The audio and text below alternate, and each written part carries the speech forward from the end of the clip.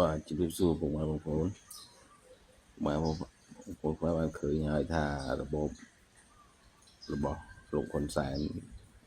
ដឹកនាំឲ្យកូនណៅតាមជើងខោហ្នឹងបានចាប់ហេរធីតាំងពីរុស្ស៊ីមកដល់ប្រទេសខ្មែរនឹងចុះហេតុអ្វីតែជំស្រុននឹងអឺទីរតនរស្មីហ្នឹងដែលពាក់ព័ន្ធនឹងគិតកម្មលោកលីងគឹមយ៉ាងហេតុអ្វីចាំមិនបានតែទាំងពួកនោះនៅខ្មែរសោះនេះយើងសូមបញ្ជាក់ថា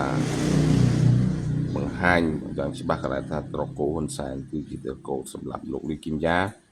នៅពីក្រោយសម្រាប់លោកលីគឹមយ៉ាផងដែរបាទចឹងហើយ